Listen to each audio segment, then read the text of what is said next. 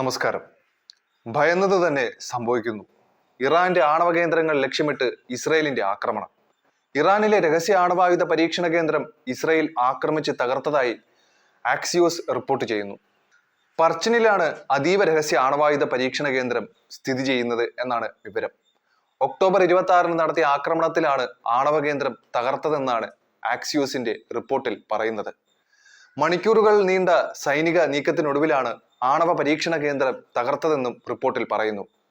US Israeli ഉദ്യോഗസ്ഥരിൽ നിന്ന് വിവരം ശേഖരിച്ച ശേഷമാണ് ആക്സിയോസ് റിപ്പോർട്ട് പുറത്തുവിട്ടത്.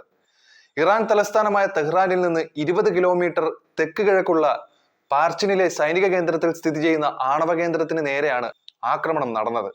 ആക്രമണത്തിൽ ആണവ കേന്ദ്രത്തിന് കനത്ത നാശനഷ്ടങ്ങൾ ഉണ്ടായതായും റിപ്പോർട്ടിൽ പറയുന്നു. ആക്രമണം ഇറാന്റെ ആണവ പരീക്ഷണ ശ്രമങ്ങൾക്ക് വലിയ തിരിച്ചടിയാണെന്നും ആക്സിയോസ് റിപ്പോർട്ടിൽ പറയുന്നുണ്ട്. 2003 തുടക്കമിട്ട അമാദ് ആണവായുധ പദ്ധതിയുടെ ഭാഗമായാണ് ഈ ആണവ പരീക്ഷണ കേന്ദ്രം എന്നാണ് ആരോപണം.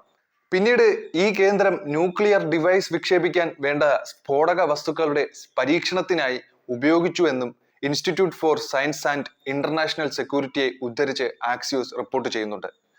ന്യൂക്ലിയർ ഡിവൈസിന് ആവശ്യമായ ഉപകരണം ആക്രമണത്തിൽ തകർന്നതായി മുൻ ഇസ്രയേൽ ഉദ്യോഗസ്ഥൻ പറഞ്ഞതായും ആക്സിയോസ് റിപ്പോർട്ടിൽ അവകാശപ്പെടുന്നു. ആണവായുധ പരീക്ഷണം പുനരാരംഭിക്കാൻ ഈ ഉപകരണം സ്ഥാപിക്കേണ്ടി വരുമെന്നും റിപ്പോർട്ട് ചൂണ്ടിക്കാട്ടുന്നു.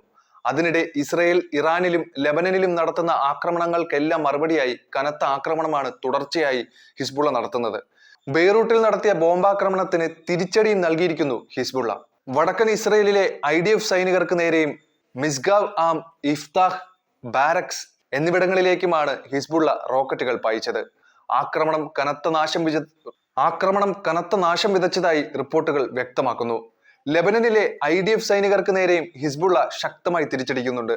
വെടിനിർത്തൽ ചർച്ചകൾക്കിടെ ബെയ്റൂട്ടിലേക്ക് ആക്രമണം നടത്തിയതായാണ് ഹിസ്ബുള്ളയെ ചൊടിപ്പിച്ചതെന്നാണ് വിവരം. ബെയ്റൂട്ട് ആക്രമണങ്ങൾക്ക് പിന്നാലെ ഇസ്രയേൽ സേനയ്ക്ക് നേരെ അതിശക്തമായ തിരിച്ചടിയാണ് ഹിസ്ബുള്ള നടത്തിയത്.